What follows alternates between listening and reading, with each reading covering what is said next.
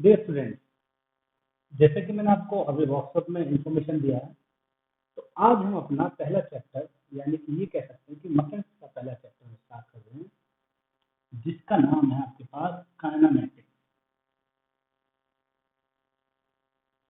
Kinematics हम क्या क्या पढ़ेंगे वो हम आपको सबसे पहले फ्लो चार्ट के जरिए समझा देते हैं। तो काइनेमेटिक्स में हम जो पढ़ेंगे वो पढ़ेंगे आपके पास मोशन इन वन डायमेंशन। दूसरा जो हम पढ़ेंगे वो पढ़ेंगे मोशन इन टू डायमेंशन। और एक पढ़ेंगे रिलेटिव मोशन अलग। ये हम पढ़ेंगे relative motion, motion in one dimension, ये हम सारी चीजें डिस्कस करेंगे। और मोशन इन वन डायमेंशन में हम क्या पढ़ेंगे? Motion on a particle in a one dimension like straight line motion. तो इसमें जो हम पढ़ेंगे मोशन वन डायमेंशन में वो पढ़ेंगे कुछ इंपॉर्टेंट फैक्टर्स, जैसे ये आपके पास ये आपके पास क्या पढ़ेंगे? डिस्टेंस, टाइम और डिस्प्लेसमेंट, ये हम पढ़ेंगे।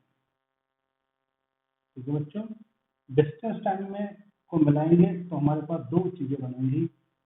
एक हमारे पास बनेगी क्या? इंस्टेंटेनियस स्पीड, और एक बनेगी क्या?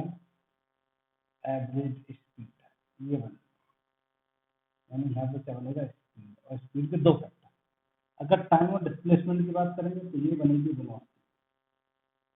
और वेलोसिटी के भी आपके पास दो बनेंगे, एक इंस्टेंटेनियस वेलोसिटी और एक एवरेज वेलोसिटी। तो आपको पता होना चाहिए इंस्टेंटेनियस वेलोसिटी और एवरेज वेलोसिटी के बारे में हम आपको पहले भी डिफाइन कर चुके हैं। कब?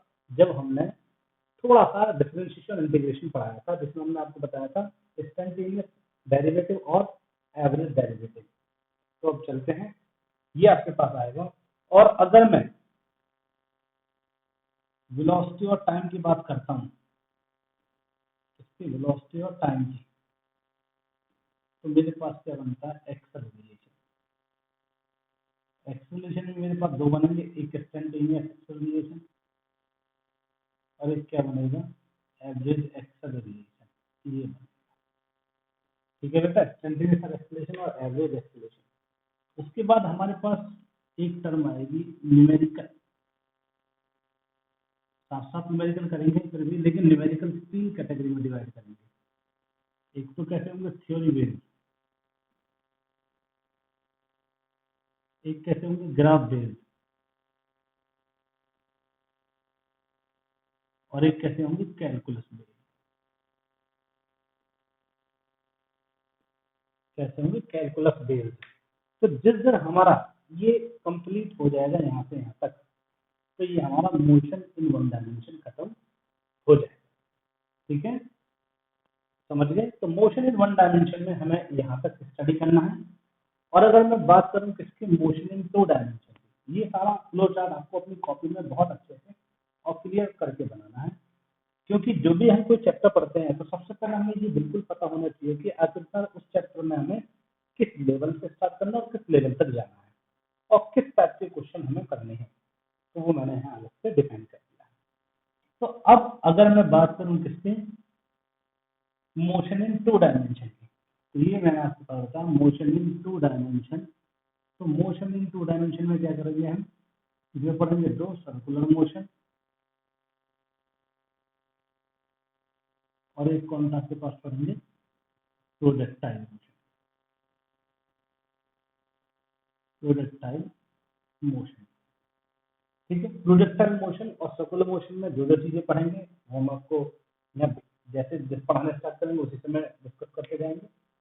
और रिलेटिव मोशन में और इनकी न्यूमेरिकल प्रॉब्लम्स पढ़ेंगे, दोनों की क्या पढ़ेंगे? कंबाइंड न्यूमेरिकल स्टडी करेंगे, जो कि मस्त है।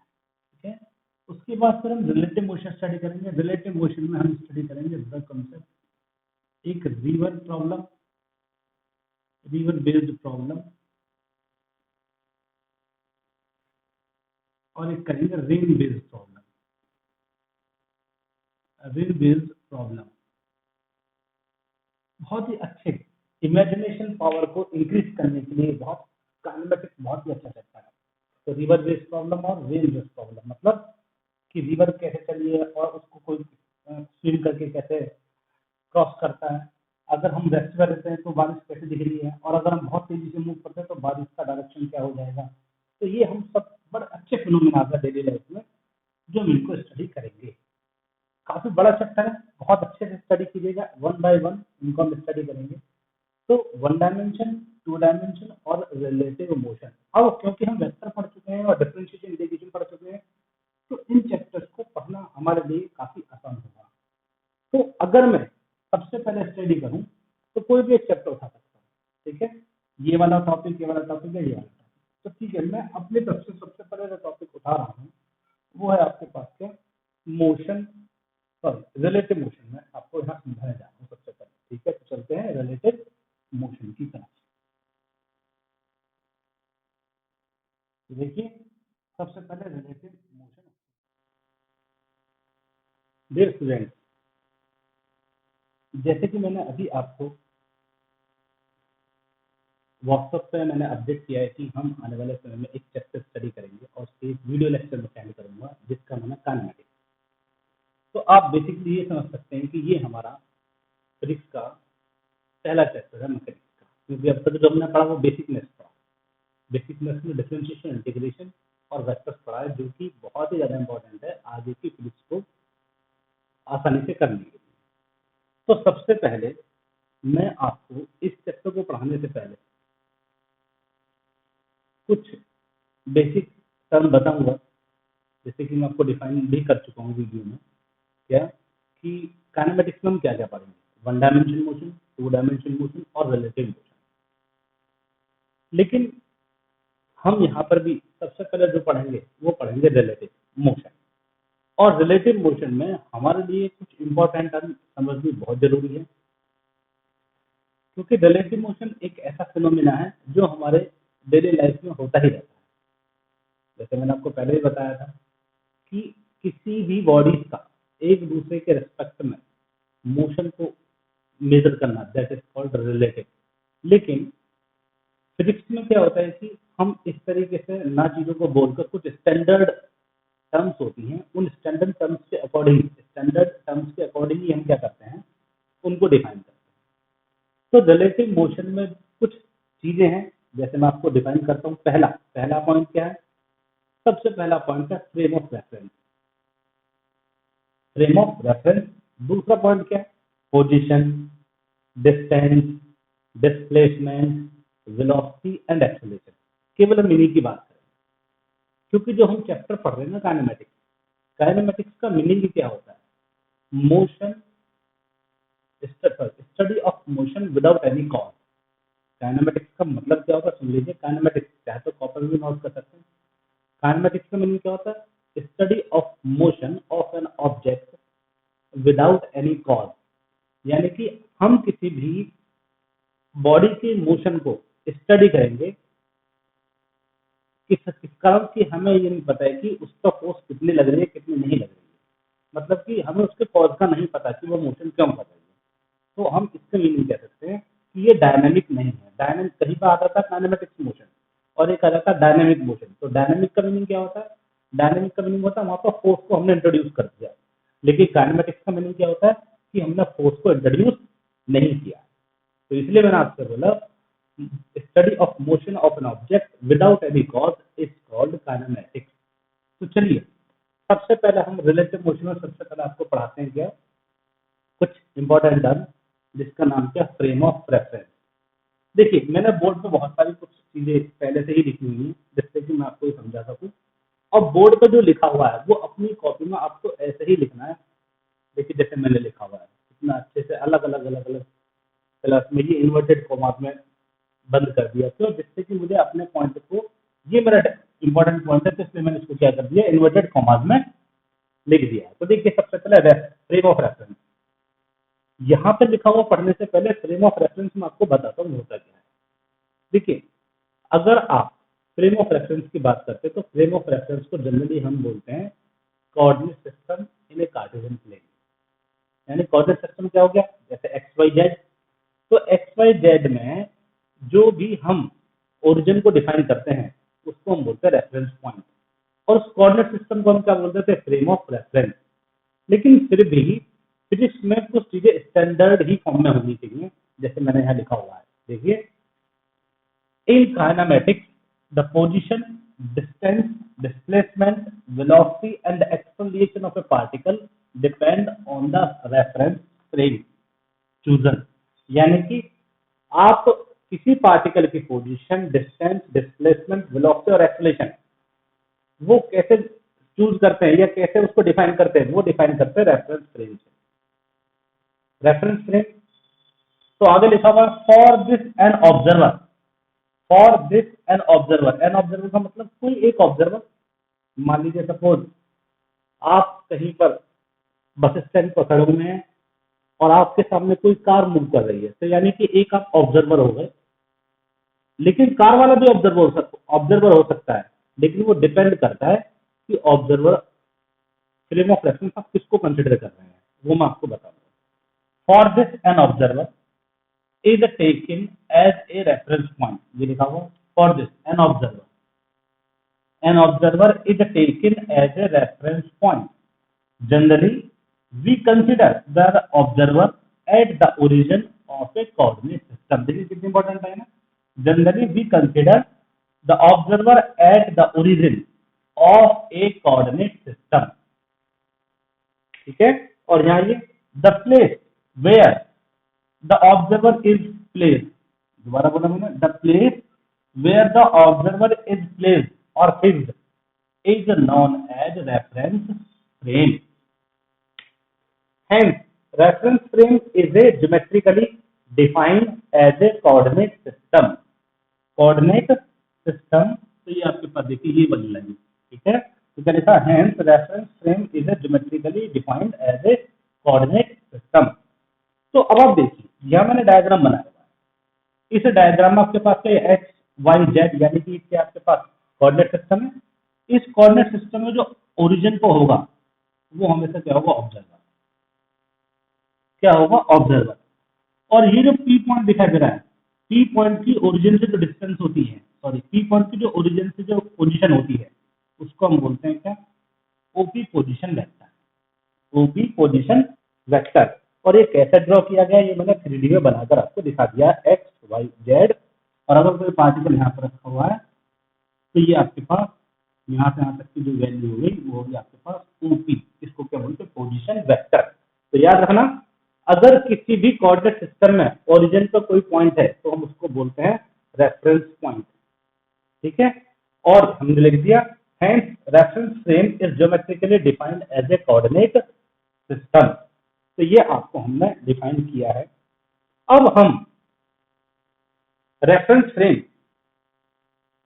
को किस तरीके से देखते हैं, किस तरीके से नहीं देखते हैं। तो देखिए मैंने भी आपको एक एग्जांपल दिया कि अगर कोई बस स्टैंड पर खड़ा हुआ है तो क्या कीजिए, वहां पर एक्स वाई जेड बना दीजिए। तो इसका मीनिंग क्या हुआ, जहां पर बस स्टैंड पर वो व्यक्ति खड़ा हुआ था तो वहां पर आपने एक्स वाई जेड बना दिया, और सपोज उसके सामने रोड पर एक कार चल रही है तो वहां पर भी एक्स वाई जेड बना दीजिए। तो इसका मतलब जो कार है वो एक अलग फ्रेम ऑफ रेफरेंस है, और जो वो बस स्टैंड पर खड़ा है वो एक अलग फ्रेम ऑफ रेफरेंस है। तो फ्रेम ऑफ रेफरेंस का मतलब मैं आपको समझाने की कोशिश करता हूँ, जरा देखिए कैसे करेंगे। अगर ये आपकी चीजें क्लियर होती हैं तो हमें आपको चीजों को समझाना बड़ा आसान हो जाएगा। देखिए कैसे बेटा, अगर मान लीजिए मैं आपसे बोलता हूँ कि ये आपके पास फ्रेम है,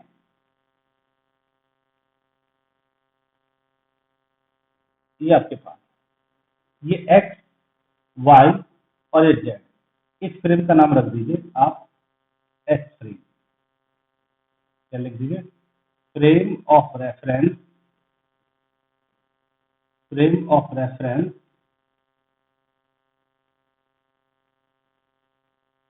फ्रेम ऑफ रेफरेंस एक्स, और ये कैसा है, हम इसको ये मान लेते हैं स्टेशनरी। कैसा बेटा, स्टेशनरी। तो जैसे मैंने भी आपको बताया था कि आप एक जगह स्टैंड हो जाइए, मतलब आप एक जगह खड़े हो जाइए और अपने ही जहां पर आप खड़े हैं वहीं पे एक्स वाई जेड ड्रॉ कर दीजिए।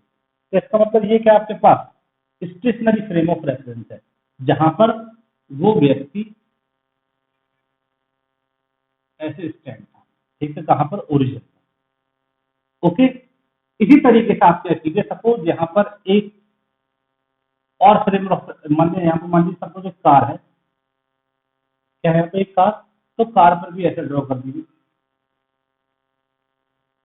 ये आपके पास क्या हो जाएगा, एक्स एक्सिस, वाई एक्सिस और ये जेड एक्सिस। तो इसका मतलब ये क्या हुआ, एक्स डैश, ये वाई डैश और ये जेड डैश, ये कार है। तो इसका मतलब कार को आप क्या करिए, मोशन कर दीजिए। तो कार को हमने फ्रेम ऑफ रेफरेंस बोला, तो इसका मतलब ये जो फ्रेम ऑफ रेफरेंस है, फ्रेम ऑफ रेफरेंस, ये कैसा, मूविंग फ्रेम ऑफ रेफरेंस, इसका नाम रख दीजिए एस डैश। क्या रख दीजिए, एस डैश। तो अगर आप देखें तो आपके पास फ्रेम ऑफ रेफरेंस दो हो गए, एक तो स्टेशनरी फ्रेम ऑफ रेफरेंस और एक क्या हो गया, मूविंग फ्रेम ऑफ रेफरेंस। अब रिलेटिव वेलोसिटी हम निकालते कैसे हैं, देखो बहुत ही आसान है समझना। मान लीजिए कि आपके पास एक दो फ्रेम इस तरीके से आपने लिए, ये आपके पास वाई, एक्स और जेड, और एक फ्रेम आपने यहाँ लिया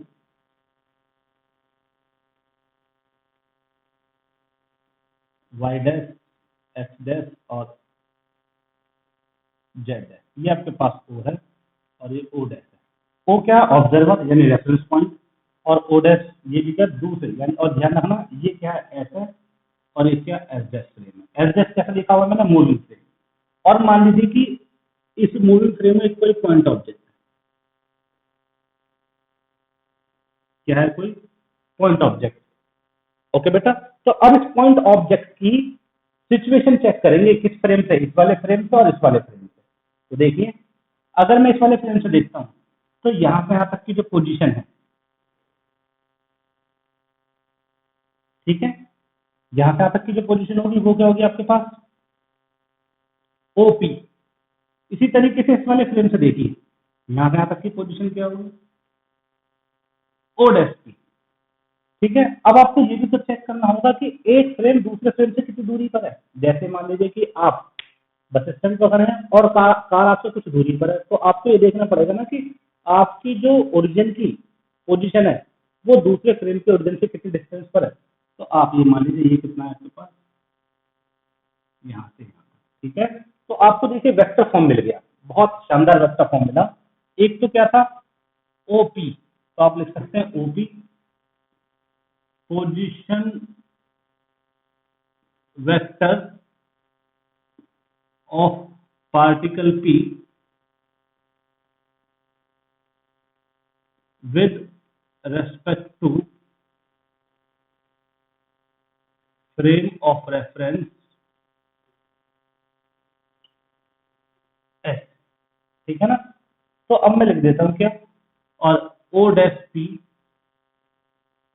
लिख देता हूं, position vector of particle with respect to frame of reference S dash, ये लिख देता हूं। ठीक है ना, और O यहाँ था, O dash position of vector of particle या position of vector of frame S dash. ठीक है ना, क्या लिख देता हूं, position of O with respect to O dash. ठीक है ना, O dash, position of O dash with respect to. तो आप इसको कैसे लिख सकते हैं, वेक्टर तो आप जानते हैं, वेक्टर को कैसे लिख सकते हैं, ओपी वेक्टर इक्वल जो होगा, यानी कि ये दो वेक्टर, ये रिजल्टेंट से जानते हैं कैसे ड्रॉ करते हैं, मैंने आपको वेक्टर में सिखाया था। तो O dash plus O dash P, O dash और प्लस ओ डैश पी, ये आपके पास आता है, और ये भी क्या, वेक्टर। ओके, तो हम यहाँ लेट कर लेते हैं, क्या लेट ओपी कितना है, ओपी है आपके पास R1 वेक्टर, कितना है, R1 वेक्टर। ओके, या फिर आर मान लीजिए, और ओ डैश कितना है ओ डैश, ये मान लेते हैं हम R1 वेक्टर, और आपके पास ओ डैश टी क्या मान लेते हैं, ओ डैश टी आपके पास आ जाएगा R2 वेक्टर। ये इस तरीके से हम फाइंड आउट करें। ठीक है बेटा, तो अब आप देखिए मैंने ये चीजें मैंने लेट कर दिया है कि ओपी कितना, तो यहाँ पे वैल्यू पुट कर देता हूँ, तो कितना आएगा R vector equal O dash की वैल्यू कितनी है R1 वेक्टर और प्लस कितना आ जाएगा आपके पास R2 वेक्टर, ये हमारे पास है। ठीक है, वो अपनी मर्जी होती है, हम कैसे भी कंसिडर कर सकते हैं। ठीक है, चाहे तो आप इसको क्या मान सकते हैं R1 और इसको क्या मान सकते हैं R2, तो मैं इसको लिख देता हूं, चलिए थोड़ा सा रिजल्ट निकालने के लिए R1 और ये कितना आ जाएगा आपके पास R2 और ये कितना आ जाएगा R।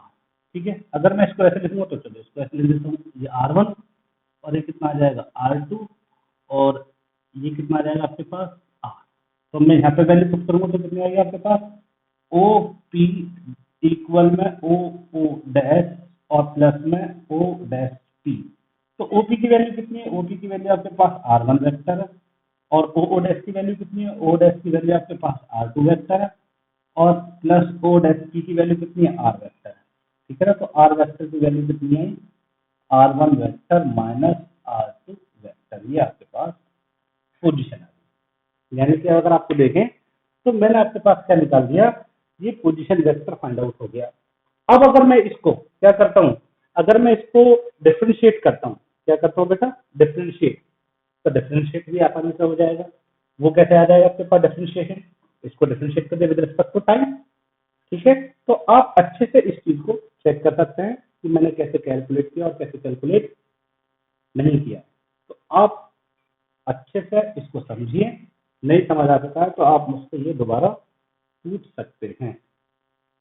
ठीक है बेटा, तो अब हम बात करते हैं किसकी, इसको डिफरेंशिएट कर तो कितना आएगा डी आर वेक्टर अपॉन में D T equal to D R one और अपॉन में डी टी और माइनस डी आर टू और अपॉन में डी टी। तो ये आपके पास क्या रहेगा D R upon D T, इस तरीके से वैल्यू को कैलकुलेट कर सकते हैं। तो ये आपके पास क्या हो जाएगा v और ये v1 और ये माइनस v2।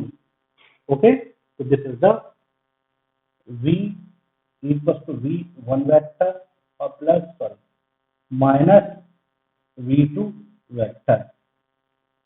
ये आपके पास, इसको एक बार और डिफरेंशिएट करें तो क्या आ जाएगा, अगेन डिफरेंशिएट करें, अगेन डिफरेंशिएट तो क्या आ जाएगा एक्सल रिएशन, तो क्या आ जाएगा a vector equal to a1 vector minus a2 vector. ठीक है, a1 a2 का मीनिंग क्या हुआ, यहाँ पे a1 ये जो a1 माइनस a2 आया, तो a1 में से मैंने माइनस किया किसको a2 को, तो इसका मीनिंग ये हो गया a12, यानी कि acceleration of a1 with respect to 2। और 1 और 2 का मतलब क्या है, 1 और 2 का मतलब आप इसको क्या मान सकते हैं 1 और इसको क्या मान सकते हैं। तो ये आपको समझने की जरूरत है कि हमने इसको कैसे डिफाइन किया और कैसे डिफाइन नहीं किया है। आगे अब हम इस पर चलते हैं थोड़ा सा, एक जैसे मैंने आपको बताया पोजीशन क्या होती है, तो डिस्प्लेसमेंट के बारे में भी मैं आपको वेक्टर में बता चुका हूँ। ठीक है, लेकिन फिर भी एक बार और बता देता हूँ वो कैसे डिफाइन करते हैं। देखिए बेटा, पोजीशन और डिस्प्लेसमेंट में फर्क क्या है। अगर मान लीजिए मैं आपसे बोलता हूँ कि ये आपके पास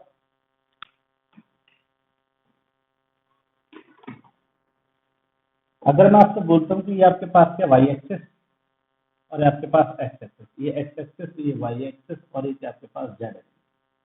और अगर बेटा बोलता हूँ कि पार्टिकल यहाँ पर रखा हुआ ए पॉइंट पर, तो और ये ओरिजिन है। ठीक है, और ये क्या सा फ्रेम है, रेफरेंस फ्रेम है, फ्रेम ऑफ रेफरेंस, और ये मूविंग नहीं है, स्टेबल फ्रेम ऑफ रेफरेंस है। तो यहाँ से जो यहाँ की पोजीशन होगी वो आपके पास कितनी होगी, वो होगी ओ ए। इसी तरीके से मान लीजिए कि पार्टिकल बी पर पहुंच गया, तो यानी कि यहाँ तक की जो पोजीशन होगी ये क्या होगी होगी। तो अगर इसके कोऑर्डिनेट होंगे x1 y1 और z1 ये होंगे, तो इसके कॉमन क्या होंगे x2 y2 और z2। तो दोनों में ध्यान से देख लीजिए, जो आपके पास ओ ए वेक्टर है एंड जो आपके पास ओ बी वेक्टर है, these are called position vector, these are called क्या बेटा position vector. Okay, with respect to reference point O। In a frame of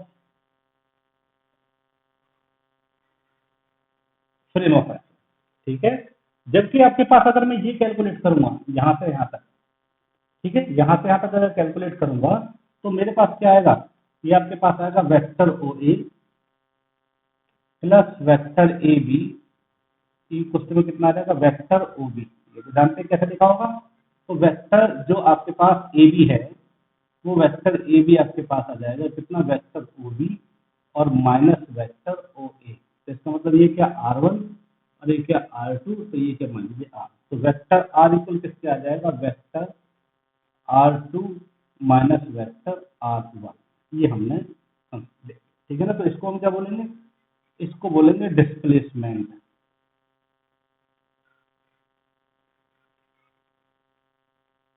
क्या बोलेंगे इसको बेटा, डिस्प्लेसमेंट वेक्टर, ठीक है। तो अगर हम पोजीशंस को आपस में माइनस कर देते हैं और चाहो तो इसको ऐसे भी लिख सकते हैं कि डिस्प्लेसमेंट वेक्टर आर इक्वल, आप तो जानते हैं कैसे लिख सकते हैं इसको कि vector R equal to X two I cap plus Y two J cap और plus Z two K cap और minus X one I cap plus Y two J cap और plus Z two K cap.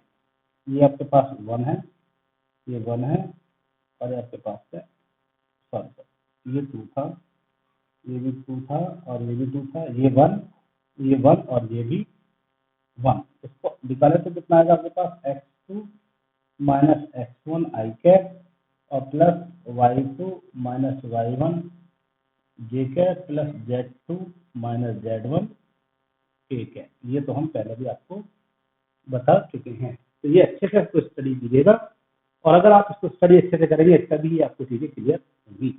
चलिए ये आपके पास क्या था frame of reference.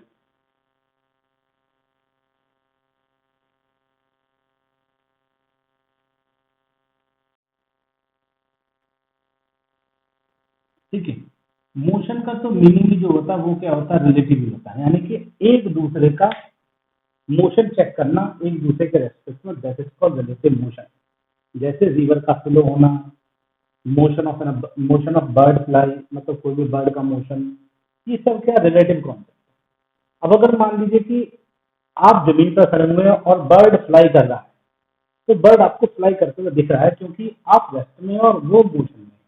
लेकिन अगर आप भी क्या करें, आप भी उसी तरीके से उड़ना चालू करें जितनी स्पीड से बर्ड फ्लाई कर रहा है किसी भी हेलीकॉप्टर से या फिर हवाई जहाज के जरिए, तो आप देखेंगे कि जब आप दोनों सेम स्पीड से उड़ रहे हैं तो इसका मीनिंग ये हो सकता है कि आप दोनों एक दूसरे के रेस्पेक्ट में रेस्ट में। फॉर एग्जाम्पल दूसरा बताता हूँ, अगर मान लीजिए कि कार के अंदर कोई व्यक्ति बैठा हुआ और एक कोई बाहर सड़क पर खड़ा हुआ है, तो देखिए जो आपके पास सड़क पर व्यक्ति खड़ा हुआ है उसको क्या दिखा देगा, कार आगे या पीछे मूव कर रही है। लेकिन कार के अंदर जो बैठा व्यक्ति है वो देख रहा है कि वो सड़क पर जो आदमी खड़ा है वो पीछे या आगे मूव कर रहा है, डिपेंड करता है वो कार के डायरेक्शन के द्वारा।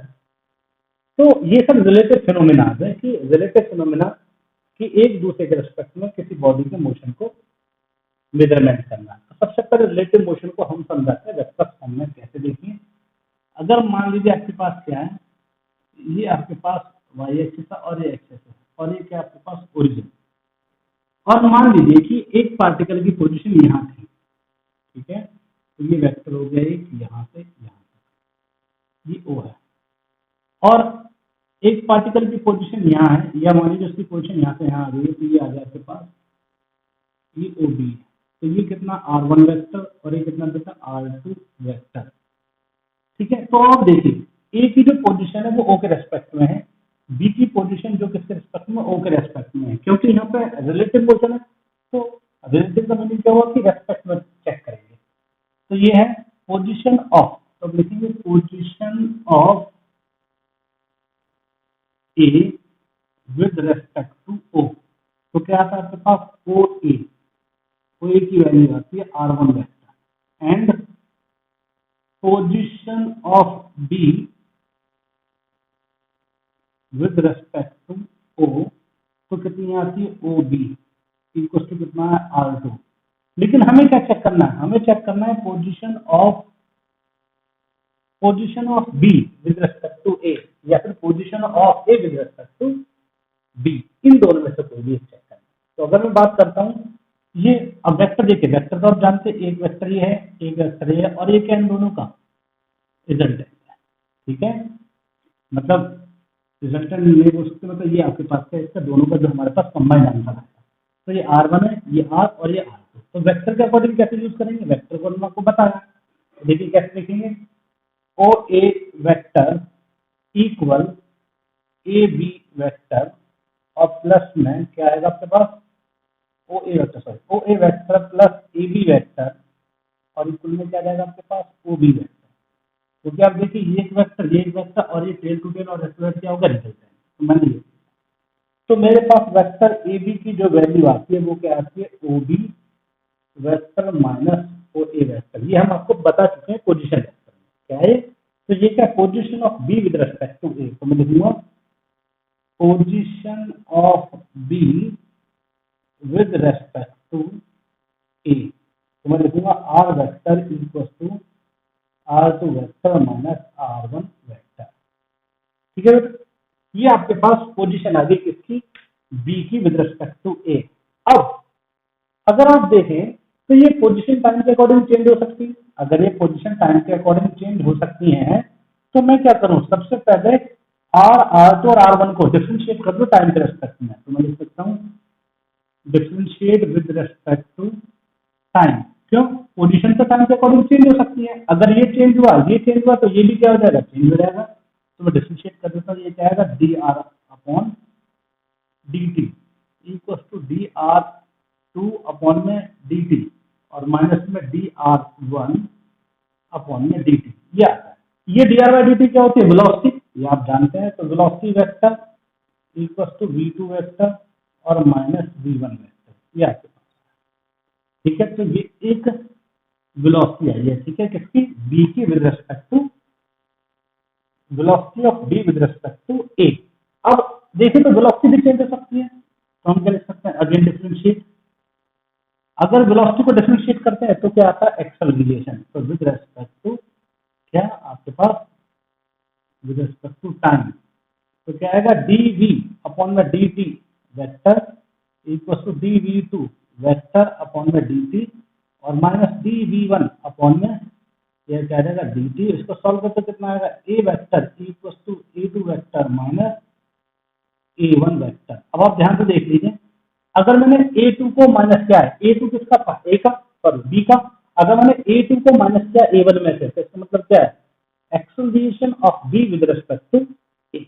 इस तरीके से मैं यहाँ पर रिलेटिव पोजीशन, रिलेटिव वेलोसिटी और रिलेटिव एक्सेलरेशन फाइंड आउट कर सकता हूँ। अब इसको मेनली सम से कहते हैं, न्यूमेरिकल में कैसे अप्लाई करते हैं, देखिए मान लीजिए कि आपसे कोई बोलता है, कोई example, let body A moves with a velocity in positive X axis, with a velocity in positive X axis 10 metre per second, या ऐसे लिख देते हैं velocity 10 metre per second in positive X axis, ये लिख, ठीक है। And body B moves in Y axis with a velocity 6 metre per second, 6 metre per second. तो आपसे पूछेगा फाइंड द वेलोसिटी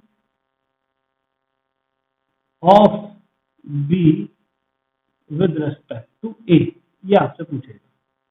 तो आप देखिए आपसे पूछे क्या, velocity of B with respect to A, तो इसका मीनिंग क्या हुआ, आप लिखेंगे V D A vector equal to V B minus V A, हमेशा हमें इसको ऐसे ही लिखना है, क्योंकि आपका मतलब क्या है, velocity of B with respect to A, तो बी बी माइनस बी, ठीक है। अब वो यहाँ पे कैसे लिखा उससे कोई मतलब नहीं है। यहाँ पे जैसे मान लीजिए आर, यहाँ पे तो आर मान लिया था, लेकिन यहाँ पे हमने वी बी ए मान, तो ये क्या, velocity of B with respect to A, तो velocity of B A equal, तो वीबी कितना है, वीबी आपके पास कितना है, वीबी है आपके पास 6 और वो भी पॉजिटिव वाई एक्सिस में, तो वी 6j के और माइनस तो पहले से ही रहेगा क्योंकि ये रूल है पोजीशन में, यानी कि रिलेटिव में से क्या आएगा माइनस, और वी की वैल्यू कितनी है 10, यानी कि आपके पास क्या आता है 10 आई, तो ये आपके पास क्या आई, relative velocity of B with respect to A. Okay, बहुत इंपॉर्टेंट कंसेप्ट है। रिलेटिव का मीनिंग देखिए, यहाँ पे रिलेटिव, यहाँ पे रिलेटिव, यहाँ पे रिलेटिव, यानी कि क्या रिलेटिव डिफरेंस कैलकुलेट करना। तो ये आपके पास है 6j माइनस 10i, वैल्यू आप वैसे ही कुछ कीजिए फॉर्मूले में दे रखी है, अगर मान लीजिए वी की वैल्यू माइनस के साथ देते तो माइनस के साथ ही रखते, तो ये आपके पास क्या है रिलेटिव फंडा। अब इसको और कैसे देख सकते हैं, देखिए क्या देख सकते हैं, मान लीजिए कि let a car moves with a velocity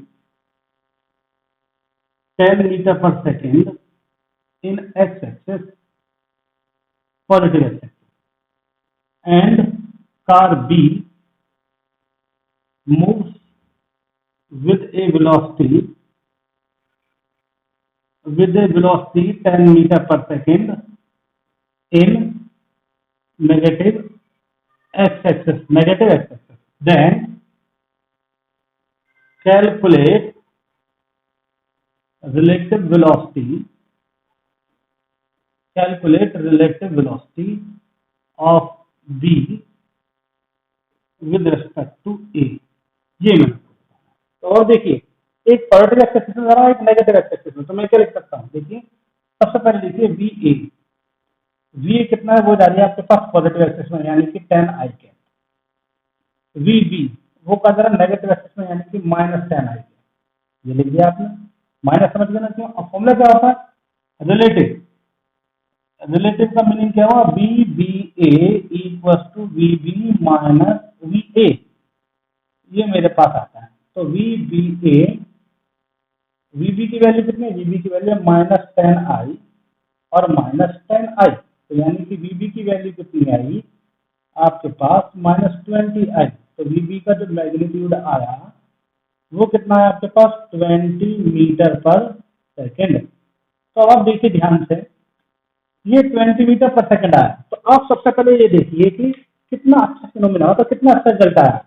अगर आप किसी बाइक से 10 मीटर पर सेकेंड की तरफ 10 मीटर पर सेकेंड से एक्स एक्सिस में जा रहा है और आपके सामने ही कोई 10 मीटर पर सेकेंड से आ रहा है यानी सेम स्पीड से, तो वो आपको ऐसा लगता है जैसे बहुत तेजी से आ रहा हो। क्यों आ रहा है, क्योंकि रिलेटिव में हम अपनी स्पीड भी उसमें ऐड कर रहे हैं, ठीक है।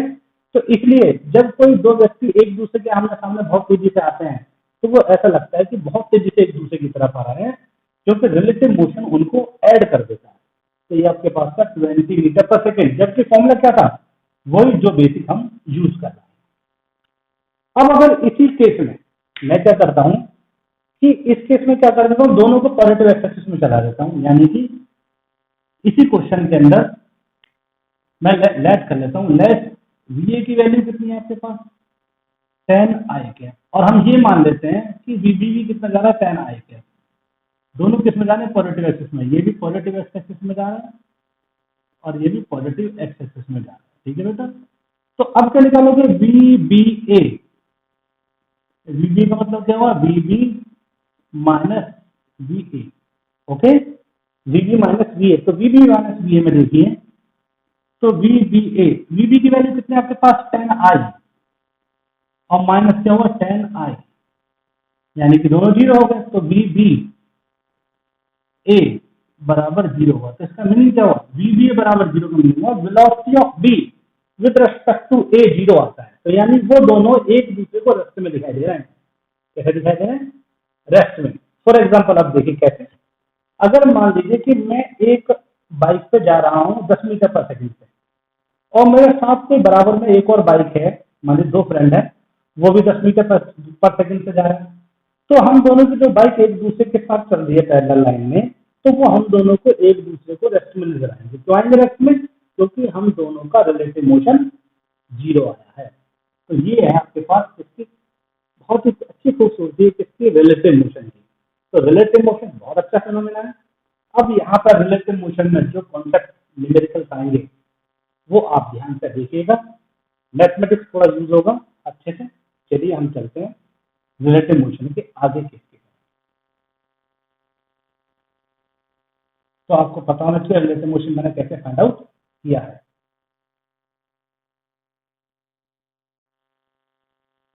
Dear students, now we will discuss concept based on relative motion. Concept based on relative motion की बात करें तो मैंने आपको जब फ्लो चार्ट बनाया था तो वहां दो प्रॉब्लम बताई थी। एक तो बताई थी रिवर बेस्ड प्रॉब्लम और एक बताई थी रेन बेस्ड प्रॉब्लम। तो अब मैं यहाँ सबसे पहले डिस्कस करने जा रहा हूँ रेन बेस्ड प्रॉब्लम। तो रेन बेस्ड प्रॉब्लम आप यहाँ ध्यान से देखिए।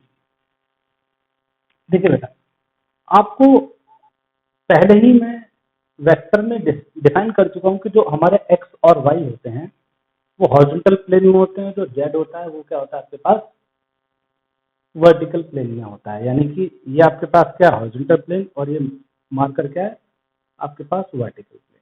तो मैं आपको यहाँ जो बताने जा रहा हूँ रेन बेस्ड प्रॉब्लम। तो रेन बेस्ड प्रॉब्लम में हमें कॉन्सेप्ट कौन सा यूज करना, रिलेटिव मोशन। बहुत इंपॉर्टेंट है, अच्छे से ध्यान से समझिएगा। ये हमारे लाइफ में बहुत अच्छे से होती है चीजें। जब बारिश होती है तो हम उनको कैसे ऑब्जर्व करते हैं वो हमें देखना है। तो देखिए सबसे पहले अगर मैं आपसे बोलूं कि ये आपके पास एक हॉरिजॉन्टल रोड है, ठीक है, क्या है ये हॉरिजॉन्टल रोड।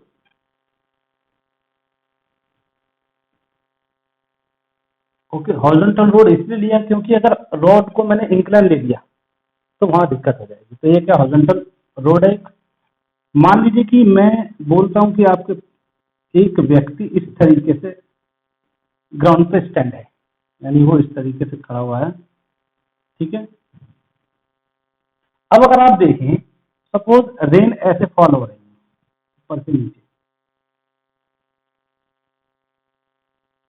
मैं भी क्या बोल रहा हूँ रेन तो में ऊपर से नीचे ही होती है, नीचे से ऊपर थोड़ी जाती है रेन। तो ये रेन फॉल हो रही है ऐसे,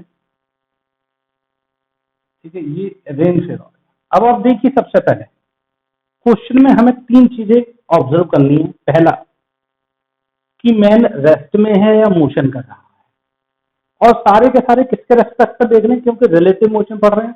तो रिलेटिव मोशन में किसी एक दूसरे के रेस्पेक्ट में चेक करते हैं। तो यहाँ पे हम क्या करेंगे, जो भी कुछ चेक करेंगे वो ग्राउंड के रेस्पेक्ट में करेंगे। तो देखिए कैसे, अगर ये रेस्ट में है, क्या बेटा है रेस्ट में, तो आप बोलोगे वेलोसिटी ऑफ मैन,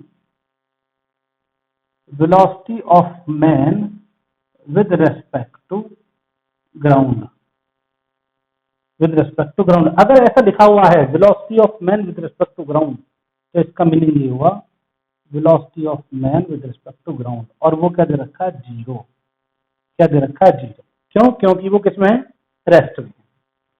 लेकिन अगर वो बोल रहा है कि रेन नीचे की तरफ फॉल हो रहा है तो ये है वेलोसिटी ऑफ रेन। तो आप लिखोगे velocity of rain with respect to ground. तो आप क्या लिखोगे वी आर जी।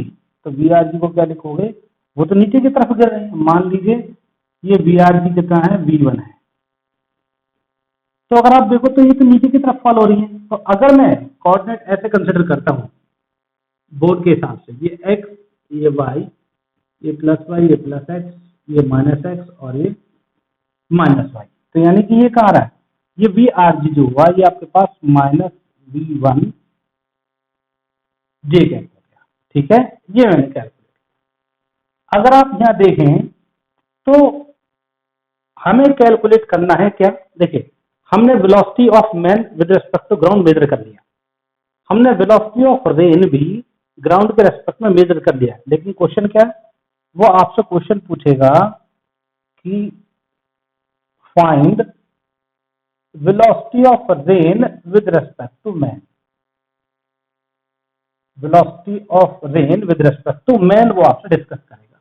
क्यों? आपसे ये पूछेगा कि जो रेन की वेलोसिटी है वो मैन को कैसे दिखाई दे रही है। कैसे दिखाई देने का मीनिंग है कितनी स्पीड से आती दिखाई दे रही है, और दूसरा मीनिंग क्या है कि कितने एंगल पर आती हुई दिखाई दे रही है। ठीक है, जैसा आपने कभी बारिश में कभी आप साइकिल लेके चलते हो, अगर आप एक जगह ही साइकिल लेकर खड़े हैं बारिश के अंदर, तो आपको रेन जैसी आ रही है वैसे ही दिखाई देगी। लेकिन जैसे आप बहुत तेजी से दौड़ेंगे साइकिल को लेकर, मतलब साइकिल चलाएंगे बहुत तेजी से, तो रेन आपके मुंह पर लगेगी, फेस पर, ऐसा लगेगा जैसे रेन की डायरेक्शन चेंज हो गई है।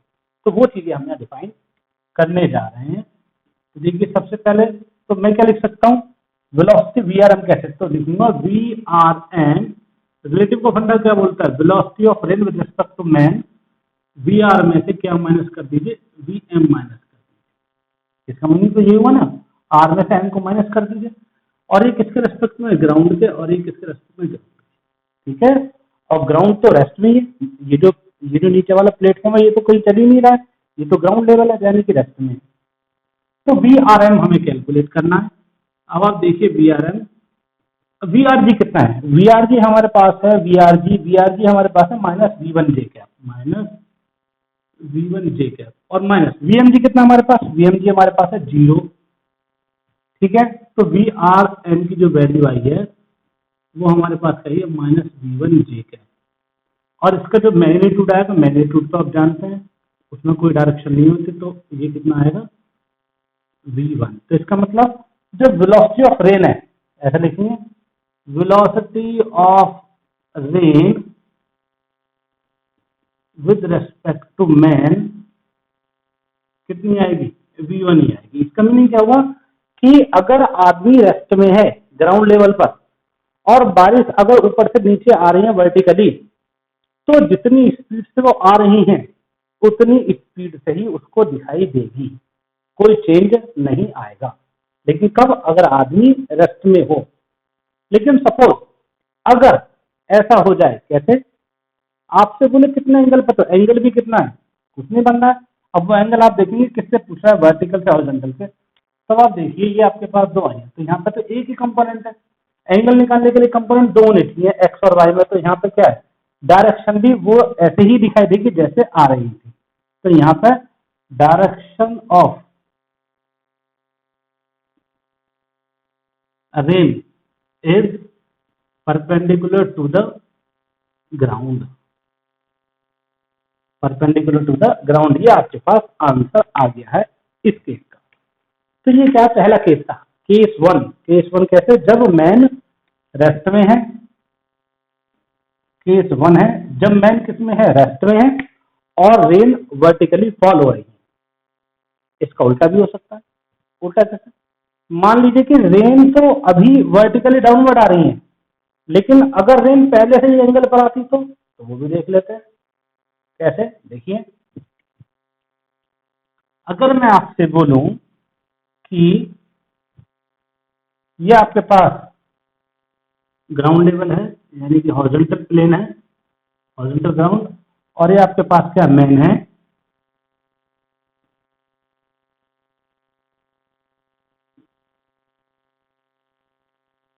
ये आपके पास मैन है इस तरीके से। और मान लीजिए रेन अभी आपके पास कैसे है, रेन सपोज ऐसे आ रही है पहले से ही,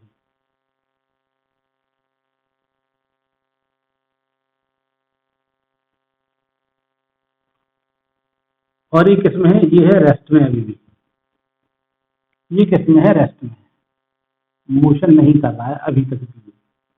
जबकि ये क्या है, velocity of rain with respect to ground, वो कितनी है, v1, क्योंकि नीचे की तरफ तो v1 मान लीजिए, v1। अब आप देखें तो एंगल कहां से बनना, एंगल बनना वर्टिकल से। अगर मैं इसको X axis Y axis draw कर लेता हूं, तो रेन ऐसे आ रही है, इसका मतलब ये आपके पास वाई एक्सिस, और ये ऐसे ड्रॉ कर लूं तो रेन ऐसे आ रही है इस तरीके। तो इसका मतलब वर्टिकल से एंगल बनना कितना, थीटा। कितना बनना बेटा, थीटा। तो ये आपके पास वर्टिकल से एंगल ड्रॉ है। Any doubt? तो अब देखते फिर कैसे करते हैं। देखिए फिर वही वेलोसिटी ऑफ, ये केस 2 है, ठीक है बेटा, case 2, velocity of man with respect to ground, वो तो क्या आएगा बेटा, वो तो आपके पास जीरो ही आना है क्योंकि वो रेस्ट में है, तो velocity of man with respect to ground zero आ गया, ठीक है। इसी तरीके से मैं लिख सकता हूं क्या, velocity of rain with respect to ground, वो भी मैं चेक कर लेता हूँ, देखिए कैसे, ऐसे आ रही है, ये रेन आ रही है ऐसे, तो एंगल कितना है थीटा, तो ये एंगल भी कितना हो जाएगा आपके पास थीटा, तो इसके कंपोनेंट डिवाइड कर, तो ये क्या V1 है, क्या है V1 यानी VRG, तो मैं इसको रिसॉल्व कर सकता हूँ, V1 cos theta, V1 sin theta I cap और V1 cos थीटा जे कैप, वो फर्क कितना है कि दोनों ही नेगेटिव में है, तो इसका मतलब मैं लिख सकता हूँ क्या, ये मैंने कंपोनेंट डिवाइड कर दिया, कंपोनेंट डिवाइड करना वेक्टर में सिखा चुके हैं, तो लिखेंगे वेलोसिटी ऑफ रेन, तो कितनी है, वेलोसिटी ऑफ रेन जो आई है वो आई है आपके पास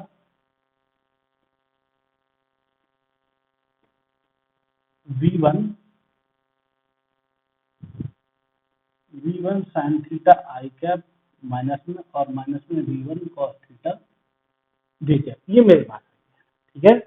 अब मुझे क्या निकालना है, मुझे वही क्वेश्चन फाइंड आउट करना है, क्या, velocity of rain with respect to man, यानी आदमी को कैसे दिखाई दे, अब यहाँ सोचने की जरूरत तो नहीं है क्योंकि आदमी रेस्ट में है, अगर रेस्ट में तो बारिश उसे ऐसे ही दिखाई देगी जैसे आ रही थी, ओके, तो यहाँ पर क्या है, velocity of rain M equal VRG minus VNG, ये आपके पास आ गया, ठीक है।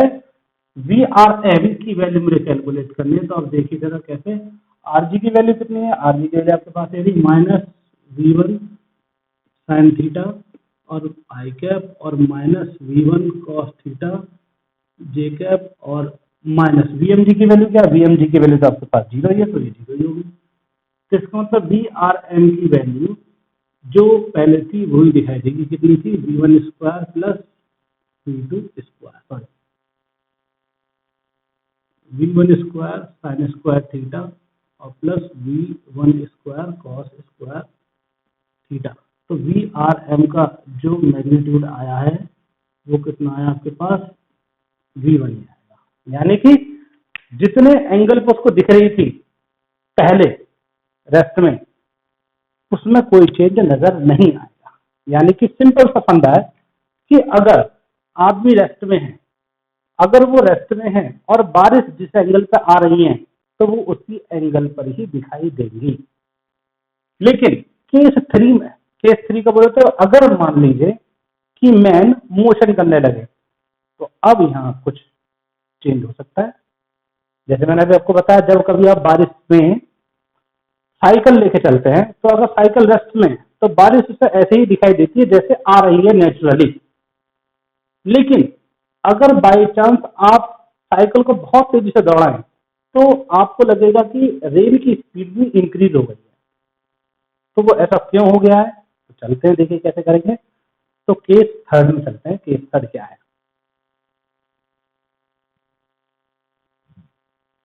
तो केस 3 की बात करते हैं बेटा।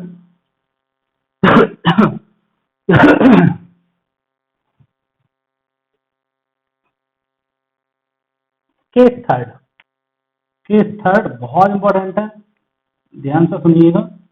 केस 3 क्या बोलता है कि अगर मान लीजिए ये हॉरिजॉन्टल ग्राउंड है, अभी हम हॉरिजॉन्टल ग्राउंड की ही बात करेंगे, ठीक है। मान लीजिए कि आपके पास क्या एक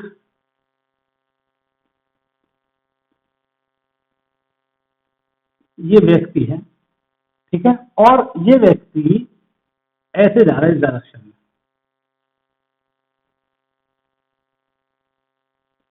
इस डायरेक्शन की तरफ मूव कर रहा है, तो इसका मतलब इसकी वेलोसिटी कितनी है, अब velocity of man with respect to ground मान लीजिए V1 है, और वो किस डायरेक्शन में, आई में, किधर है, आई में, और रेन इनिशियली ऐसे आ रही है,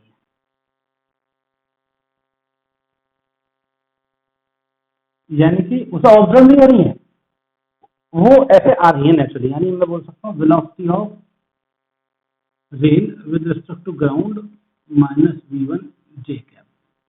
ये तो हमेशा माइनस V1 ही रहेगा, समझ गए ना क्यों? तो ये आपके पास आ जाता है। ओके, तो ये मैंने लिख दिया, ये हमें कंडीशन गिवन है। तो अब आप देखिए, आपसे क्या पूछेगा, find velocity of rain with respect to man and at what angle he holds the umbrella to protect himself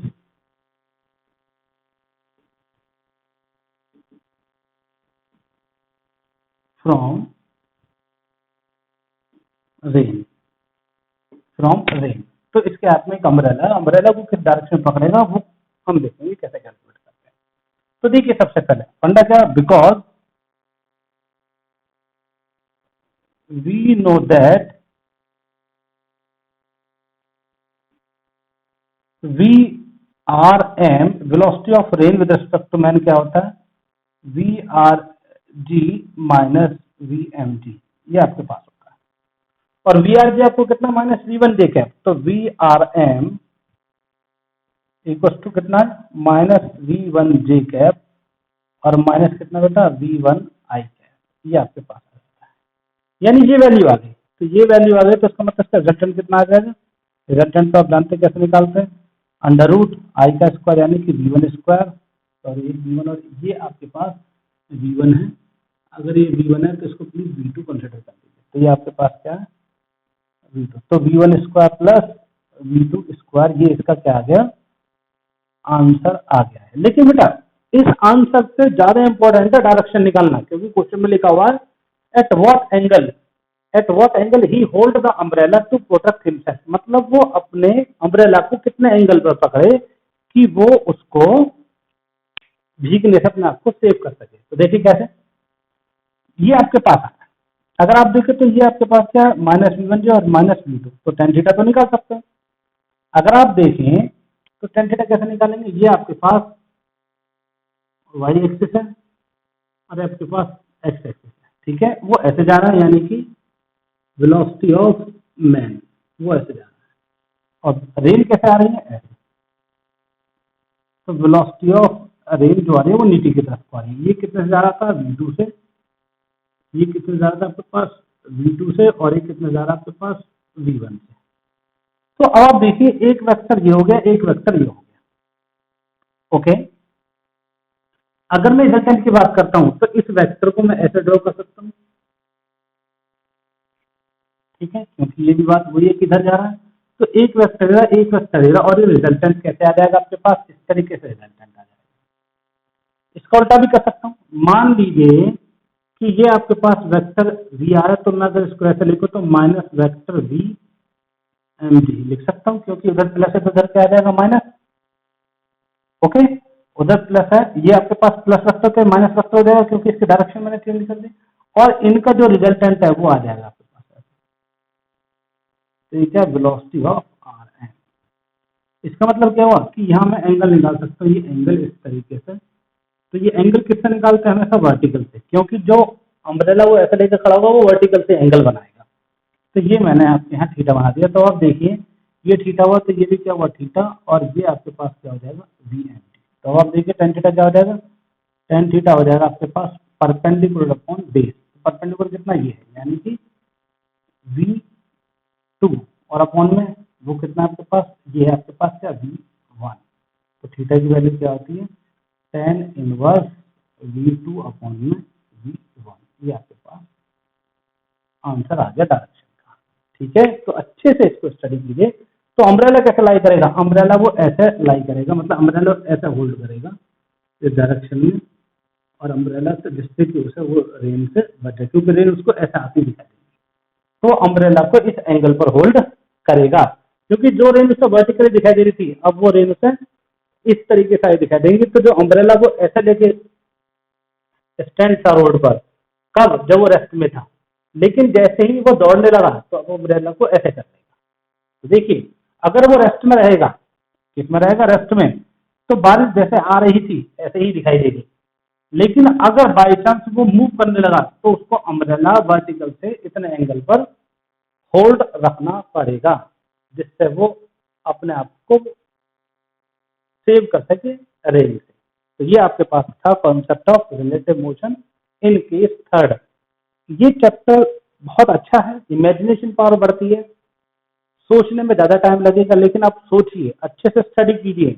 अगर आपने ये अच्छे से किया तो आपकी जो दिमाग की परतें भी हैं वो भी ओपन हो जाएंगी, तो जो दिमाग पर धूल लग रही है वो भी साफ हो जाएगी। लेकिन बस आपको क्या करना है, study study study and questioning इतनी करनी है जब तक आपको क्लियर ना हो जाए। तो ये क्या था आपके पास केस थर्ड। अब बात करते हैं केस फोर्थ की। डियर स्टूडेंट्स, अब जैसे कि हमने आपको कॉन्सेप्ट समझा दिया है, तो एक न्यूमेरिकल ले लेते हैं। न्यूमेरिकल से हमें थोड़ा सा चीजें बहुत ज्यादा अच्छे से क्लियर होती हैं। तो देखिए न्यूमेरिकल कैसा है। न्यूमेरिकल लिखा हुआ है इमेजिन योरसेल्फ, मतलब आपने आप पर ही हमने न्यूमेरिकल ड्रॉ कर दिया। Imagine yourself in a rain steady falling vertically with a speed of 2 metre per second. If you starts moving with a speed 1 meter per second due east, in which direction should have hold the umbrella to protect himself from rain? तो जैसे concept बताया था उसी तरीके का ये numerical है। तो देखिए अगर मैं डायरेक्शन इस तरीके से ड्रॉ कर देता हूं कि ये आपके पास क्या ईस्ट है, ओके, और रेन ऐसे फॉल हो रही है।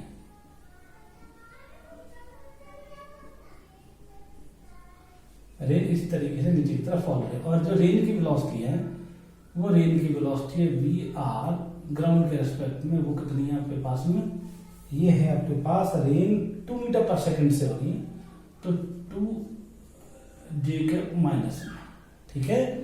इसी तरीके से जो मैन है, मैन कहा जा रहा है वो 1 metre, if you start moving with speed 1 metre per second due east, यानी कि मैन ऐसे जा रहा है। तो मैन की अगर बात करूं तो अगर मैन ऐसे होगा तो वो ऐसे मूव कर रहा है। कितना velocity of man with respect to ground कितना है, वो कितना आपके पास 1 मीटर पर सेकंड, वो भी आई कैप में, और रेन नीचे की तरफ मूव कर देंगे ऐसे,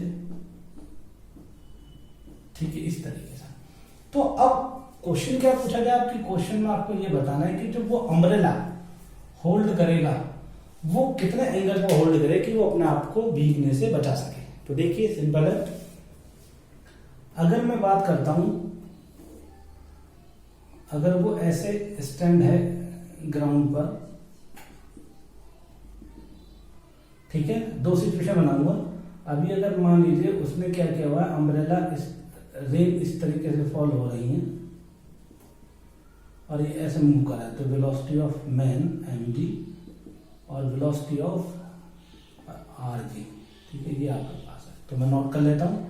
तो देखिए Vrg इक्वल जो है मेरे पास में वो कितना है, -2 j कैप, ठीक है बेटा। और वेलोसिटी ऑफ मैन mg वो कितना मेरे पास में, वो है आपके पास 1, यानी कि i cap metre per second और metre per second 1 i cap, ठीक है, ये आपके पास है। अब मुझे फाइंड आउट क्या करना है, एंगल कैलकुलेट करने के लिए सबसे पहले क्या करना पड़ेगा, वेलोसिटी ऑफ Vrm कितना आएगा, Vrg माइनस Vmg। तो अगर इसको सॉल्व करता हूं तो Vrm वेक्टर इक्वल Vrg की वैल्यू कितनी है आपके पास, -2 j कैप और -i कैप। तो देखिए ये भी माइनस ये भी माइनस, तो वेक्टर इसी तरीके से आप डायग्राम में ड्रॉ कर सकते हैं। डायरेक्शन सब तरीके कितना रहेगा, √5 मीटर पर सेकंड। तो ये इसका आंसर है कि जो रेन की स्पीड दिखाई देगी मैन को वो इतने मीटर पर सेकंड दिखाई देगी। और एंगल कैसे बताएंगे, देखिए एंगल अगर मैं आपसे बोलता हूं कि ये दिखा, ठीक है, और ये वेक्टर देखिए आपके पास एक वेक्टर ऐसे है, ये कौन है, वेलोसिटी ऑफ rg कितना है आपके पास, -2 मीटर पर सेकंड, ठीक है। और एक वेक्टर ऐसे है, ये आपके पास वेलोसिटी ऑफ mg वो कितना है, 1 मीटर पर सेकंड, ठीक है बेटा। अब आप सबसे पहले एंगल कैलकुलेट कर सकते हैं। एंगल देखिए कैसे कैलकुलेट करेंगे, ये जो आपके पास 1 मीटर पर सेकेंड है ना, आप इसको ऐसे ड्रॉ कर दीजिए माइनस में, तो माइनस VMD और इन दोनों का रिजल्टेंट ये आ जाएगा। तो जब आप इसको ड्रॉ करोगे तो ये आपके पास आ जाएगा, ये एंगल कितना आएगा आपके पास थीटा, तो ये एंगल भी क्या आ जाएगा थीटा आ जाएगा, ठीक है। और ये हॉरिजॉन्टल लाइन ड्रॉ हो जाएगी ऐसे, तो ये आपके पास कितना है tan theta, tan theta equal to कितना है परपेंडिकुलर अपॉन बेस, परपेंडिकुलर कितना आपके पास ये किसके बराबर है 1 के, और ये किसके बराबर है 2 के, तो मैं लिख सकता हूँ 1/2। तो थीटा की वैल्यू कितनी है tan इनवर्स 1/2, ये आपके पास आंसर आ गया। मतलब उसे इस डायरेक्शन में अम्ब्रेला होल्ड करना होगा, क्योंकि बारिश उसको ऐसे आती हुई दिखाई देगी, ठीक है।